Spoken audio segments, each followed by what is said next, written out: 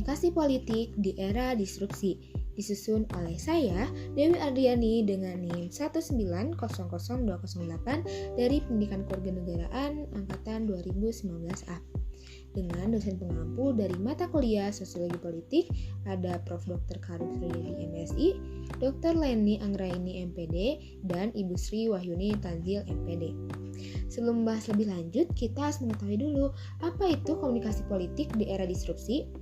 Komunikasi politik adalah komunikasi yang diarahkan kepada pencapaian suatu pengaruh sehingga masalah yang dibahas oleh kegiatan komunikasi ini dapat mengikat semua warganya. Sedangkan era disrupsi adalah sebuah era terjadinya inovasi dan perubahan secara besar-besaran yang secara fundamental mengubah semua sistem yang ada ke cara-cara yang baru.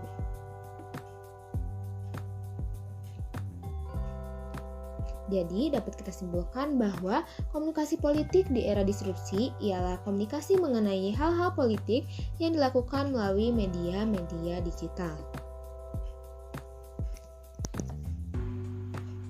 Perubahan di era disrupsi ini terjadi sedemikian tidak terduga, mendasar, dan hampir dalam semua aspek kehidupan. Tatanan baru hadir menggantikan tatanan lama yang sudah tidak sesuai dengan tuntutan zaman. Disrupsi menginisiasi lahirnya model interaksi baru yang lebih inovatif dan juga masif.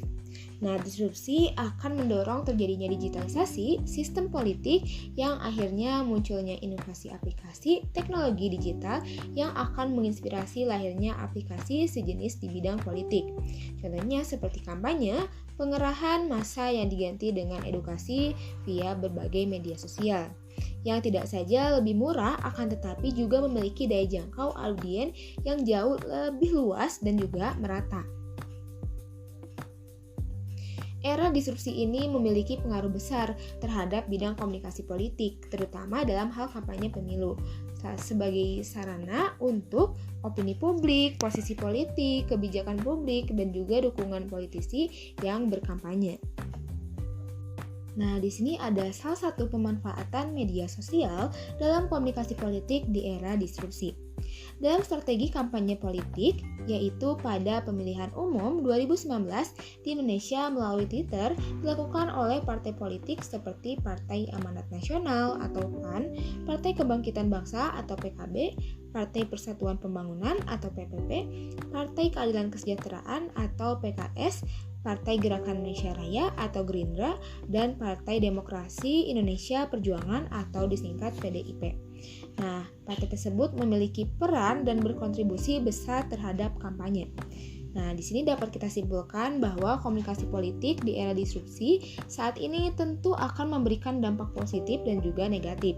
Jika generasi muda saat ini menggunakan teknologi sesuai dengan manfaatnya, pasti akan memberikan dampak positif terhadap masyarakat umum.